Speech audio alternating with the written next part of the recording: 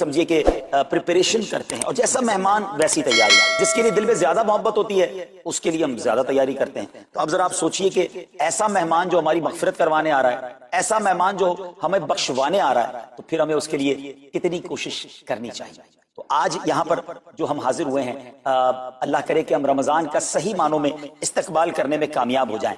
رمضان اللہ کا احسان ہے۔ رمضان کی اہمیت کو سمجھنے کے لیے یہی کافی ہے کہ پیارے آقا علیہ الصلوۃ والسلام فرماتے ہیں کہ اگر میری امت کو معلوم ہوتا کہ رمضان کیا ہے تو وہ تمنا کرتے کہ سارا سال ہی رمضان ہو۔ سبحان اللہ۔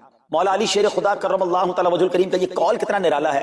آپ فرماتے ہیں اگر اللہ تبارک و تعالیٰ کو اس امت کو عذاب دینا ہوتا تو اس امت کو رمضان اور سورہ اخلاص عطا نہ فرماتا۔ اس کا مطلب کیا ہوا کہ یہ بخشوانے، عذاب سے بچانے کے لیے آ رہا ہے، رحمتیں برسانے کے لیے آ رہا ہے۔ کاروباری لوگ بھی مجھے سن رہے ہوں گے، جس علاقے میں جس اسٹور پر کوئی ڈسکاؤنٹ ہوتا ہے، کوئی اسکیم ہوتی ہے، فائدہ ہوتا ہے، ہم ادھر پہنچ جاتے ہیں۔ رمضان ایک ایسی اسکیم ہے، رمضان ایک ایسا بینیفٹ دیتا ہے کہ احادیث میں یہ مضمون ہے کہ فرض کا ثواب 70 گنا کر دیا جاتا ہے، نفل کا ثواب فرض کے برابر کر دیا جاتا ہے، شیطان کو بند کر دیا جاتا ہے، جہنم کو تالے لگا دی جاتے ہیں، جنت کے در کھول دیے جاتے ہیں۔ روزہ دار کے منہ سے جو اسمیل آتی ہے، جو بو آتی ہے، بعض اوقات ہم کہتے ہیں یار پیسٹ نہیں کر سکے پورا دن، منہ سے اسمیل آ رہی ہے، سنیے یہ اسمیل جو ہے یہ اللہ کے نزدیک مشک کی خوشبو سے بھی زیادہ بہتر ہے۔ ذرا آپ غور تو کیجئے، ہر سجدے پر 1500 نیکیاں دی جاتی ہیں، ہر سجدے پر سرخ یاقوت کا جنت میں ایک محل بنا دیا جاتا ہے۔ اتنی نیکیاں، پھر وہ کتنا بدنصیب ہے جو رمضان میں بھی عبادت نہ کرے، رمضان میں بھی اللہ کو راضی کرنے میں کامیاب نہ ہو۔ روزانہ افطار کے وقت 10 لاکھ گناہگار بخش دیے جائیں، اور جناب ہر جمعے کو جب رمضان میں جمعہ آئے تو ہر لمحے 10 لاکھ گناہگار بخشے جائیں، تو کروڑوں اربوں لوگوں کی بخشش گویا رمضان میں ہونی ہے۔ تو پھر ہمیں اس کی کیسی تیاری کرنی چاہیے، کتنا ثواب کمانے کے بارے میں سوچنا چاہیے۔ لیکن یہاں ایک اور بڑی امپورٹنٹ بات ہے، ایک تو رمضان میں نیکیاں کرنی ہے، دوسرا بڑا کام یہ کرنا ہے کہ ہمیں رمضان میں گناہوں سے بچنا ہے، کیونکہ عادتیں تو ساتھ ہی لگی ہوئی ہیں نا۔ شیطان بند ہے لیکن ہماری اپنی عادتیں، جس کی روز حرام دیکھنے کی عادت ہے، حرام سننے کی عادت ہے، حرام بولنے کی عادت ہے۔ ایسا تو نہیں ہوگا نا چاند آتے ہی سارے سوئچ آف ہو جائیں گے، وہ عادتیں ساتھ ہی چل رہی ہوتی ہیں۔ غور کیجئے کہ رمضان میں جو گناہ کرتا ہے نا، اس کا عذاب بھی بڑھ جاتا ہے، اس کی پنشمنٹ بھی بڑھ جاتی ہے۔ یہ ایسے ہی ہے کہ کوئی مسجد کے اندر آ کے گناہ کرے، تو آپ کہیں گے نا یار خدا کا خوف کرو، مسجد میں ایسا کام کر رہے ہو۔ کوئی مکہ شریف حرم میں اندر جا کر گناہ کرے تو کتنا شدید ہو جائے گا وہ۔ تو رمضان جب اتنا مقدس مہینہ ہے، اس میں گناہ کرنا، اس کی پنشمنٹ بھی زیادہ ہے۔ ایک بار مولا علی شیر خدا کرم اللہ تعالی وجہ الکریم نے ایک قبر والے کا حال دیکھا، اور دیکھا اس قبر والے پر عذاب ہو رہا ہے، اور وہ چلانے لگا، عرض کرنے لگا اے علی میری مدد فرمائیے، اللہ کی بارگاہ میں سفارش کیجیے۔ مولا علی شیر خدا نے ہاتھ اٹھائے کہ اے مولا اسے بخش دے۔ ارشاد ہوا اے علی اس کی سفارش نہ کریں۔ عرض کی مولا وجہ کیا ہے؟ ارشاد فرمائے رمضان کے روزے تو رکھتا تھا مگر رات گناہوں سے باز نہیں آتا۔ روزے رکھ کر گناہ کرنے والے کو اتنا عذاب، تو جو روزے ہی نہ رکھے، ایسے بھی لوگ ہیں جو رمضان میں روزے نہیں رکھتے۔ پلیز اس کو ایزی نہ لیں۔ ہمیں نہیں معلوم، پتہ نہیں اگلا رمضان پھر نصیب ہوگا کہ نہیں۔ پچھلے رمضان میں کتنے لوگ تھے جو ہمارے ساتھ تھے، اس رمضان میں نہیں۔ اور اللہ پہلے تو ہم یہ دعا کرتے ہیں اللہ ہمیں یہ رمضان بھی عطا کر دے۔ زندگی کا کیا بھروسہ، دنیا کی جو کیفیت ہے آپ کے سامنے ہے، کبھی بھی جا سکتے ہیں۔ تو پھر اس رمضان کو تو سمجھ لیں بس ایک موقع بنا دیں، لائف چینجنگ ایکسپیرینس بنا دیں، بس اس میں عبادت کرنی ہے، اس میں خوب سجدے کرنے ہیں، اس میں روزے رکھنے ہیں، اس میں تراویح پڑھنی ہے، اس میں گناہ نہیں کرنے ہیں۔ اور آئیے میں آپ کو بتاتا ہوں کہ نبی پاک صلی اللہ تعالی علیہ وسلم رمضان کیسے گزارتے تھے۔ ایک مسلمان کے لیے اس سے بہترین رول ماڈل کیا ہوگا کہ رمضان میرے آقا کیسے گزارتے۔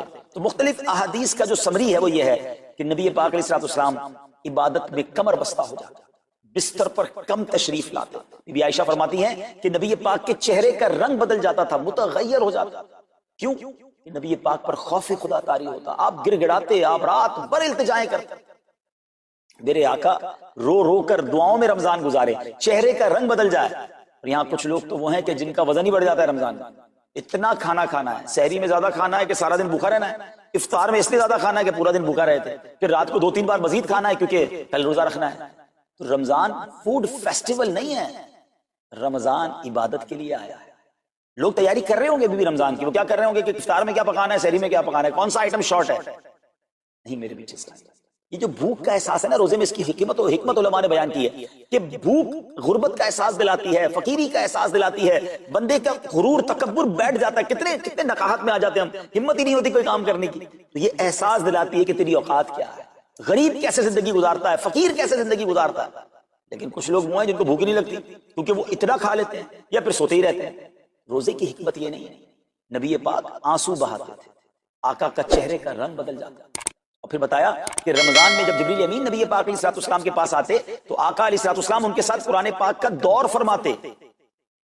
اور پھر ایک اور نبی پاک کا خوبصورت انداز کے پیارے آقا ویسے تو سب سے بڑھ کر سخی ہیں، مگر جب رمضان آتا تو نبی پاک کا دریائے سخاوت ایسے بہتا تھا جیسے تیز آندھی، بلکہ اس سے بھی زیادہ. اللہ، یہ 3-4 چیزیں آپ نے میں نے پکڑ لینی ہے. آقا علیہ الصلوۃ والسلام کے پیچھے پیچھے جانا ہے نا جنت میں. ہم نے بھی یہ کام کرنا. یہ راتیں مانگنے کی رات، التجا کرنے کی رات، سجدے کرنے کی رات. ہمیں تہجد بھی پڑھنی ہے، ہمیں انشاءاللہ نوافل بھی پڑھنے ہیں، اور کم از کم قرآن ایک بار تو پورا انڈرسٹینڈ تو کریں نا. تلاوت، ترجمہ، تفسیر کب کریں گے؟ بڑی بڑی ڈگریاں ہیں، بڑے بڑے پاسپورٹ، اور جناب بہت سارا سرمایہ ہے، مگر ایک بار بھی قرآن پورا ترجمے اور تفسیر سے نہیں پڑھا ہوگا. بہت سارے لوگ ایسے. ذرا سوچئے نا. اچھا، یہ مہینہ نزول قرآن کا مہینہ ہے. رمضان اور قرآن کو جو خاص نسبت حاصل ہے نا، تو اس مہینے میں قرآن کو پکڑ لیں. آئے اللہ کرے رمضان قرآن کے ساتھ گزرے، ہماری صبح قرآن کے ساتھ ہو، ہماری شام قرآن کے ساتھ، ہم قرآن سمجھنے والے بنے. اچھا، میں ایک اور بات بتاؤں، مہینہ کتنا پیارا ہے. صرف اس مہینے میں قرآن نازل نہیں ہوا، باقی بھی جو 3 آسمانی کتابیں ہیں نا، زبور، انجیل، توریت، یہ بھی رمضان میں ہی نازل ہوئی. اللہ کریم نے ان تمام مبارک کتابوں کو نازل کرنے کے لیے رمضان کا مہینہ منتخب فرمایا. اتنا مبارک مہینہ ہے، تو ہمیں خوب اس میں تلاوت قرآن کرنی. اور اب دعوت اسلامی نے کتنا آسان کر دیا، تفسیر قرآن عطا فرما دی، صراط الجنان آسان اردو میں، اور پھر جناب اس کو اپلیکیشن پر بھی دے دیا، اس کے PDF بھی جاری کر دیے، ڈاؤن لوڈ کر لیں موبائل میں. اب تو آڈیو تفسیر قرآن بھی آپ کو دے دی. اگر پھر بھی سنیں نہ، پڑھیں نہ، قرآن سے دور رہیں تو یہ ٹھیک نہیں ہے. پلیز اس رمضان کو قرآن کے ساتھ گزاریں. اور پھر جو نبی پاک کا جو سخاوت والا انداز ہے، صدقہ و خیرات کرنا، ہر سائل کو عطا فرمانا، تو یہ بھی ہمارا ایٹیٹیوڈ ہونا چاہیے کہ خوب دل کھول کر خرچ کریں. سب سے پہلے اپنی پوری زکوٰۃ ادا کریں. یہ اتنی بڑی اب بدقسمتی ہوتی جا رہی ہے. ایسا فیل ہوتا ہے دنیا بھر کے تاجران اور لوگوں سے جب ہم ملتے ہیں کہ جس طرح رمضان کے علاوہ بہت تھوڑی تعداد میں مسلمان نماز پڑھتے ہیں نا 5 ٹائم، ایسا لگتا ہے اب زکوٰۃ بھی بہت کم لوگ ہی دیتے، پوری زکوٰۃ نہیں دیتے، اندازے سے نکال دی، کیلکولیشن کرتے نہیں ہیں. اور یہ بھی فیلنگز آتی ہیں کہ زکوٰۃ جتنی بڑھتی جاتی ہے نا، ہزاروں میں جس کی زکوٰۃ ہے وہ دے دیتا ہے، لاکھوں والا بھی شاید دے دیتا ہے، لیکن جب زکوٰۃ ہی کروڑوں میں پہنچ جاتی ہے نا، تو پھر یہ دل پر بھار پڑنا لگ جاتا ہے، ڈیفیکلٹ لگنا شروع ہو جاتا ہے. بندہ یہ کیوں نہیں سوچتا کہ اگر اللہ پاک نے مجھ پر لاکھوں میں زکوٰۃ ہے تو اللہ نے کروڑوں دی ہیں تو لاکھوں میں زکوٰۃ ہے. اگر کروڑوں میں زکوٰۃ ہے تو اربوں ہیں تو کروڑوں میں زکوٰۃ ہے نا. زکوٰۃ کتنی ہے؟ ضروریات زندگی کی تمام چیزوں سے فارغ ہونے کے بعد جو مال تجارت، سونا چاندی، کیش یا پرائز بانڈ، یہ جو اس کی تفصیلات ہیں، اس پر 2.5% ہے. میں ایک اور لاجک سے آپ کو بات سمجھاؤں. اگر اس لاجک سے سمجھے تو زکوٰۃ تو 1-1.5% بڑھتی ہے. وہ کیسے؟ ہم سب کے گھر نکل گئے، اس پہ زکوٰۃ نہیں ہے. ہماری گاڑیاں نکل گئیں، اس پہ زکوٰۃ نہیں ہے. جن کی فیکٹریاں ہیں وہ فیکٹریاں بھی مائنس کر دی گئیں، جن کی دکانیں ہیں وہ دکانیں بھی مائنس ہو گئیں. اچھا جناب، اس کے علاوہ اگر کرائے پہ کچھ پراپرٹی دی ہوئی ہے اس پر زکوٰۃ نہیں ہے. اگر ان سب پر زکوٰۃ ہوتی، یعنی جو کچھ میرے پاس ہے ان سب پر ہوتی، تو کتنی زیادہ ہو جاتی.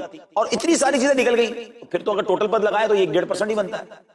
اب جب سب کچھ نکالنے کے بعد تھوڑے سے مال پر 2.5% ہے، اور بھی سال میں ایک بار ہے، تو اس کو بھاری نہ سمجھیں. یہ بربادی ہے جو زکوٰۃ نہیں دیتے. یاد رکھیے گا، حدیث پاک کا مضمون ہے کہ یہ مال کا میل ہے، جس مال سے مل جائے اس مال کو بھی برباد کر دیتا ہے. بربادیاں آتی ہیں، بے سکونیاں آتی ہیں، بیماریاں آتی ہیں. اور آگے جو دے دیتا ہے سبحان اللہ، اس کے بارے میں حدیث پاک میں آتا ہے کہ اپنی زکوٰۃ دے کر اپنے مالوں کو مضبوط قلعوں میں قید کر لیں، اپنے مال کو سیکیور کریں. لوگ کہتے ہیں انشورنس ہونی چاہیے، آگ نہ لگ جائے، چوری نہ ہو جائے، ڈوب نہ جائے. اللہ کے حبیب علیہ السلام فرماتے ہیں، اس کا مضمون ہے کہ جب بندہ اللہ کی راہ میں خرچ کرتا ہے نا، تو وہ صدقہ بندے کے ہاتھ سے نکل کر اللہ کے دستے قدرت میں چلا جاتا ہے. اور اللہ کریم تمہارے صدقوں کو پالتا ہے جس طرح تم اپنے جانور کے بچوں کو پالتے ہو. بچہ ہوتا ہے جانور کا، بڑا ہو جاتا ہے. فرمایا بندہ کھجور کا صدقہ دے گا، اللہ پہاڑ جتنا عطا فرمائے، اس دن بھی ملے گا اور ملٹیپلائی ہو کر ملے گا. اچھا جو ادھر خرچ کیا ادھر کیا ملے گا؟ ادھر بھی نبی پاک علیہ السلام فرماتے ہیں، جس کا مضمون ہے میں قسم کھا کر کہتا ہوں، یعنی نبی پاک تو جو فرمائے حق ہے. اس حدیث میں تو آقا علیہ السلام قسم اٹھا رہے ہیں کہ میں قسم کھا کر کہتا ہوں کہ اللہ کی راہ میں خرچ کرنے سے مال کم نہیں ہوتا، نہ ادھر کم ہونا ہے اور ادھر بھی ملنا ہے. تو پھر تو سودا اب کتنا نفع والا ہے. اور یہ آپ چیک کر لیں، پوری دنیا میں جہاں مجھے سنا جا رہا ہے کہ جو لوگ پوری زکوٰۃ دیتے ہیں نا، ان کا مال ملٹیپلائی ہوتا ہے، اگلے سال زیادہ زکوٰۃ دے رہے ہوتے ہیں. زیادہ زکوٰۃ کیسے ہو گئی؟ کیونکہ مال بھی بڑھ گیا. تو ادھر بھی بینیفٹ ہے، ادھر بھی بینیفٹ ہے، نقصان کا سودا ہی نہیں ہے. پھر چاہتے ہو بلاؤں سے بچ جائیں تو روایتوں کا مضمون ہے کہ صدقہ بلا اور بندے کے بیچ میں آ جاتا ہے. بلا اترتی ہے، صدقہ روک لیتا ہے، لڑائی کرتا ہے اس سے، اور بندے پر بلائیں اور پرابلمز اور ڈیفیکلٹیز آنے سے اسے روکتا ہے. اگر چاہتے ہیں کہ برائیوں کے دروازے بند رہیں، چاہتے ہیں کہ بری موت سے بچیں، چاہتے ہیں کہ رزق میں اضافہ ہو، چاہتے ہیں کہ بلاؤں سے بچیں، ادھر بھی مال میں اضافہ ہو، ادھر بھی خزانے ملیں، تو اللہ کی راہ میں دل کھول کر خرچ کریں. اور یہ مہینہ it's the right month for generosity, یہ بہترین مہینہ ہے سخاوت کرنے کا، کیونکہ نبی پاک کا یہ انداز تھا کہ رمضان میں خوب سخاوت فرماتے. تو غریبوں کی مدد کریں، ایسی مدد کریں کہ چہروں پہ مسکراہٹیں آ جائیں، لوگوں کے دسترخوان اچھے ہو جائیں، ان کے گھروں میں بھی کچھ اچھے کھانے پہنچ جائیں. اور اس میں سب سے بہترین طریقہ یہ ہے کہ اپنے غریب رشتہ داروں کو آپ مدد کریں. اگر وہ مستحق ہے نا زکوٰۃ کے، تو حق ہے کہ سب سے پہلے اپنے غریب رشتہ داروں کو، پھر زکوٰۃ بچ جائے.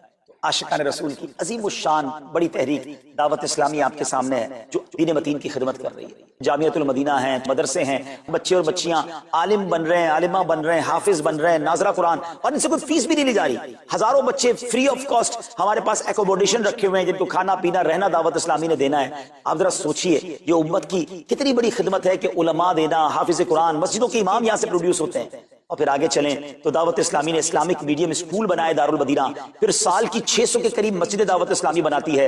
میڈیا کے ذریعے جو بے حیائی پھیلائی جا رہی تھی، تو مدری چینل اردو، پھر مدری چینل انگلش، پھر مدری چینل بنگلہ. اب بچے مذہبی پروگرام اتنا غور سے نہ دیکھتے تھے، وہ اپنے بچوں کے آئٹمز دیکھنا چاہتے تھے، تو گناہوں بھرے کارٹونز اور پروگرام سے اور پوئمز سے چھڑانے کے لیے Islamic poems, Islamic cartoons, Islamic بچوں کے پروگرام، تاکہ بچے بھی جو ہے وہ الحمدللہ بچے رہیں. اور اب اس کی کیا زبردست پاپولیرٹی ہے کہ آپ کڈز مدری چینل کے یوٹیوب چینل پہ جائیں، ہمارا ایک ایک کلپ 10 ملین 12 ملینز میں دیکھا جا رہا ہے. تو کون دیکھ رہا ہے؟ وہ بچے جو گناہوں بھرے کارٹونز دیکھتے تھے، اب الحمدللہ اللہ رسول کی باتیں وہاں سن رہے ہیں. پھر آگے چلیں تو دعوت اسلامی جناب یہ دینی کاموں کے ساتھ ساتھ جو ویلفیئر کے کام کر رہی ہے، غریب مسلمانوں کی امداد کا کام، زلزلے اور سیلاب زدگان کی ریسکیو کرنے کا کام، گونگے بہرے نابینا اور معذور افراد کی ریہیبلیٹیشن کا کام، تھیلیسیمیا کے مریضوں کو خون دینے کا کام، 26 لاکھ مسلمانوں کو دنیا بھر میں راشن، کھانا پانی صرف اس ایک سال میں دعوت اسلامی نے پہنچایا. تو یہ کمال کی آرگنائزیشن ہے. دیکھیں آپ دنیا کی بہت ساری NGOs کو جانتے ہوں گے، کوئی مدرسے چلاتا ہے تو مدرسے ہی چلاتا ہے، کوئی مسجد بناتا ہے تو مسجد ہی بناتا ہے، کوئی کھانا کھلاتا ہے تو کھانا ہی کھلاتا ہے، کوئی جناب غریبوں کی مدد تو وہی کام، کوئی ہاسپٹل تو ہاسپٹل. دعوت اسلامی ان ون امبریلا اتنے ساری ڈائیورسٹی کے ساتھ جو دین کی خدمت کر رہی ہے، دنیا میں اس کی مثال نہیں ملتی ہے. لاکھوں لوگوں کو دین بھی سکھایا جا رہا ہے، غیر مسلموں کو مسلمان بھی بنایا جا رہا ہے، بے عملوں کو با عمل بنایا جا رہا ہے، بے پردہ خواتین کو با پردہ بنایا جا رہا ہے، بے نمازیوں کو نمازی بنایا جا رہا ہے، ماں باپ کے نافرمان فرما بردار ہو رہے ہیں، شراب اور نشے کی عادی چھوڑ کر نمازی بن رہے ہیں. تو جہاں مریض ہیں ان کو خون بھی دیا جا رہا ہے، گھر میں بیٹھ کر میڈیا کے ذریعے اور سوشل میڈیا کے ذریعے لوگوں تک دین پہنچایا جا رہا ہے. تو یہ کمال کی ڈائیورسٹی ہے. تو میں تو سچ بتاؤں یہ جملہ کہا کرتا ہوں کہ میرے اور آپ کے پیسوں کا نصیب ہے کہ وہ دعوت اسلامی میں لگ جائے. تو یہ آپ آگے بڑھیے اور دین کے اس کام میں مزید حصہ ملائیے. خاص طور پہ فار ایسٹ میں آپ دیکھ لیں، کوریا میں، ہانگ کانگ میں، اور جناب یہ سری لنکا میں، تھائی لینڈ میں، ملیشیا میں، کتنے جاپان میں، کتنے ملکوں میں دعوت اسلامی کام کر رہی ہے اپنی اپنی بساط کے مطابق. اور لیکن ابھی مزید ادارے بنانے ہیں، ان ملکوں میں بھی بنانے ہیں، ان ملکوں میں بھی آگے بڑھنا ہے. تو اگر آپ بھی چاہتے ہیں کہ میرے آقا کے عشق کا پیغام، سنت رسول کا پیغام، مسلک اعلیٰ حضرت کا پیغام، نبی پاک کے دین کا پیغام پوری دنیا میں پھیلے، تو we have to support دعوت اسلام. نہ صرف فائنینشلی، پریکٹیکلی بھی ہمیں آپ بھی چاہیے. خود حصہ ملائے نا. سیدنا عثمان غنی رضی اللہ تعالیٰ عنہ نے صرف مال نہیں دیا تھا، آپ پریکٹیکلی بھی نبی پاک کے ساتھ شریک ہوتے تھے نا. تو آپ اپنے عطیات بھی دیں، اور دنیا کے جن ملکوں میں آپ مجھے سن رہے ہیں، وہ دعوت اسلامی والوں کے دستوں بازو بنے. کمزوری کہاں نہیں ہوتی. ہاں ہمارے گھر میں کمزوری ہوتی ہے، ہم سب مل کر کام کریں گے تو کمزوریاں بھی دور ہوں گی اور ترقی آ جائے گی، اور ہمیں اس کا ثواب بھی ملے گا.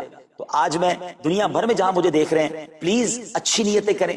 اچھا ایک بات اور سن لیں، ہم بعض اوقات کیا سوچتے ہیں کہ ہمارے ملک کا خرچہ مثال کے طور پہ $20,000 وہ ہم لوگوں نے کر لیا، اب اور چندے کی کیا ضرورت ہے.